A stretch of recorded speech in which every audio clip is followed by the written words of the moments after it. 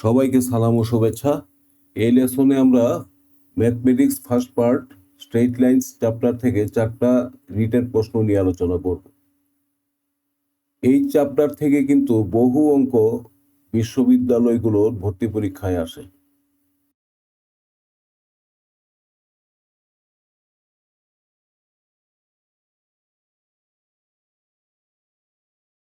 এটার সলিউশন একেবারেই সিম্পল।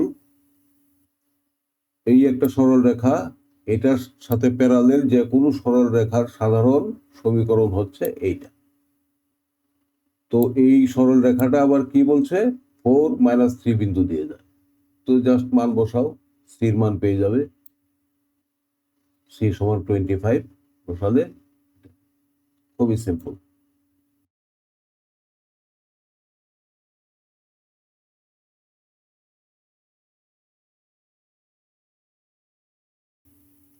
প্রবলেমটাতে কি দিয়ে আছে, যদি এ বি এবং সি ত্রিভুজ এবিসি এর 3টি শীর্ষবিন্দু হয়, তবে এ বি এবং এসি বাহুর মধ্যবিন্দুগুলি সংযোগকারী রেখাংশের সমীকরণ নির্ণয় করো। 1 নম্বর। আরো দেখাও যে প্রয়োজনীয় রেখাটি বিসি এর সমান্তরাল এবং বিসি এর ওল্টে। তাহলে আমরা এ বির মধ্যবিন্দু ধরলাম ডি, তাহলে ডি স্থানাঙ্ক আমরা বের করতে পারছি। অনুরূপভাবে এসির মধ্যবিন্দু ধরলাম ই, তাহলে ই স্থানাঙ্ক আমরা বের করতে পারছি। দুইটা ডি, তাহলে ডি সরল রেখার সমীকরণটা আমরা এখন বের করতে পারছি। তাহলে ডিই এই রেখার সমীকরণ হচ্ছে ওয়াই মাইনাস ওয়াই ওয়ান সমান y2 minus y1, y2 minus y1 divided by x2 minus x1, x2 minus x1 into x minus x1। এটা তোমরা অলরেডি জানো। তো সিম্পলিফিকেশন করলে আসবে 6x প্লাস 2y মাইনাস 17 সমান 0। এইটাই হচ্ছে ডিই রেখার সমীকরণ। এখন এই রেখার ঢাল কত আমরা বের করব, -3, y equals to mx plus c আকারে সাজালেই m সমান হচ্ছে -3। অনুরূপভাবে বিসি বিন্দু দুইটা আমরা জানি, ওখান থেকে বিসির রেখার ঢাল আমরা বের করতে পারি, সেটাও দেখা যাচ্ছে -3। সুতরাং ডি সমান্তরাল বিসি। আর বিসির লেন্থ আমরা বের করতে পারছি, সমান হবে √40। অনুরূপভাবে ডি এর লেন্থ আমরা বের করতে পারছি, হবে √10। তো অ্যাকচুয়ালি √10 সমান হাফ অফ √40, কারণ 40 থেকে 4 কমন দিলে 2 বাইরে চলে আসে, 2 আর হাফ কাটাকাটি যায়। তাহলে প্রমাণ হলো ডি সমান হাফ বিসি।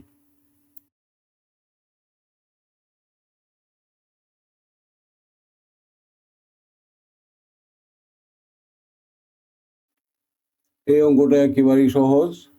ওই দুইটা সরল রেখা সমান্তরাল, সুতরাং তাদের স্লোপ হবে সমান। তো m1 সমান m2, m1 আমরা বের করতে পারি, m2 বের করতে পারি যেখানে কে থাকবে। তো m1 সমান m2 ইকুয়েট করলেই তোমার কে সমান বেরিয়ে যাবে। কে সমান 8/5, খুবই সিম্পল অঙ্ক।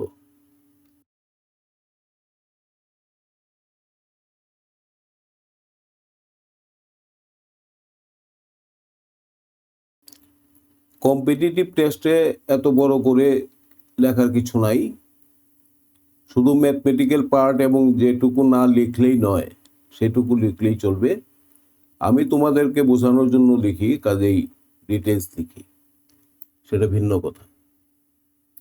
প্রবলেমটাতে কি বলেছে, এই একটা বিন্দু দেওয়া আছে, একটা সরল রেখা দেওয়া আছে। এই বিন্দু থেকে এই সরল রেখার উপরে একটা লম্ব টানলে সেই লম্বের পাদবিন্দু, মানে সরল রেখার সাথে যে বিন্দুতে এসে মিলিত হবে, সেই বিন্দুর স্থানাঙ্ক বের করতে বলেছে। তো এই সরল রেখার সাথে লম্ব যে কোনো একটা সরল রেখার সমীকরণ কি, এটা যদি হয় 2x প্লাস y মাইনাস 3 সমান 0, ওই সরল রেখাটার সমীকরণ হবে x মাইনাস 2y। এটা তো তোমরা নিশ্চয়ই জানো। এটা যদি 2x প্লাস y হয়, তাহলে এটা হবে x মাইনাস 2y প্লাস কে সমান 0। খুব সিম্পল। এইটা যদি ঢাল হয় m1 আর এইটার ঢাল হবে m2, এইভাবে হলেই তোমার M1 ইন্টু M2 সমান -1, এই হচ্ছে ব্যাপার। তো এইটা আবার 3, 1 বিন্দু দেওয়া যায়। তো 3 বসিয়ে দাও, বসিয়ে দিলে কে সমান হবে -1, অর্থাৎ L2 মানে লাইন 2 সমীকরণ হবে x - 2y - 1 সমান 0। এখন কিউ বিন্দুতে যদি মিলিত হয় ওই সরলরেখার সাথে, তাহলে L1 সমান এইটা, L2 সমান এইটা। এখন x আর y এর মান বের করো। বিভিন্নভাবে করা যায়, তবে এইভাবে করা উচিত না। আমি কখনো এইভাবে করি না। আমি কিভাবে করি? বজ্রগুণন পদ্ধতি, একেবারে সিম্পল। তোমরা ওই পদ্ধতি ব্যবহার করবে, তোমাদের সময় বাঁচবে। আমি সেটা দেখিয়ে দিচ্ছি। যাই হোক, y সমান বেরোলো 1/5, x সমান বেরোবে 7/5। সুতরাং পাদবিন্দুর স্থানাঙ্ক হবে 7/5, 1/5। এই যে লাইন 1 এর সমীকরণ দেওয়া আছে, আবার লাইন 2 সমীকরণ দেওয়া আছে। এই দুটি সরল রেখার ছেদ বিন্দু বের করতে হবে, তাই তো? সুতরাং এইটা তোমার প্রথম লাইনের সমীকরণকে 2 দিয়া গুণ করো, তারপরে আবার এই দুইটা যোগ করো, যোগ করার পরে y চলে যাবে, হ্যাঁ, তখন x এর মান বেরোবে। সেই x এর মান বের করে আবার একটা সমীকরণে বসাও। এইভাবে করার চেয়ে অনেক বেটার হচ্ছে, সময় সাশ্রয়ী হচ্ছে তোমার বজ্রগুণন পদ্ধতিতে করা। বজ্রগুণন পদ্ধতিটা কি? আমি যেভাবে করি, তোমাদের সাথে সেটা আমার মিলতে হবে এমন কোনো কথা নেই। আমি যেভাবে করি সেটা আমি দেখিয়ে দিচ্ছি, যার ফলে কখনোই আমার ভুল হয় না। প্রথমেই সমীকরণ দুটোকে ডান পাশ শূন্য করে ফেলতে হবে, অর্থাৎ এটা আমি লিখব 2x প্লাস y মাইনাস 3 সমান 0। এটাকে লিখব x মাইনাস 2y মাইনাস 1 সমান 0। এখন এই বাম পাশের কলাম, এখান থেকে x কমন, x উপরে লিখো। আমি যেভাবে যাই এইভাবে নামলাম, সব সময় ক্লকওয়াইজে আমি ঘুরি, সব সময় ক্লকওয়াইজে ঘুরি, খেয়াল করো। এভাবে নেমে ক্লকওয়াইজে গেলে এদিকে তো আর নাই, সুতরাং আমি এইটা প্রথমে আসতেছি। তাহলে 1 ইন্টু -1 মানে কি -1, আর মাইনাস তো সিস্টেমের মাইনাস, এইটা ইন্টু এইটা মাইনাস এইটা ইন্টু এইটা, তাহলে এইটা সমান তো 6 হয়ে গেল, আবার মাইনাস তো আছেই, সুতরাং -6 সমান y বাই, আবার ক্লকওয়াইজে যাও, সব সময় ঘড়ি কাটার দিকে আমি যাই। এটা আমার সিস্টেম, তোমাদের সাথে মিলতে হবে এমন কোনো কথা নাই।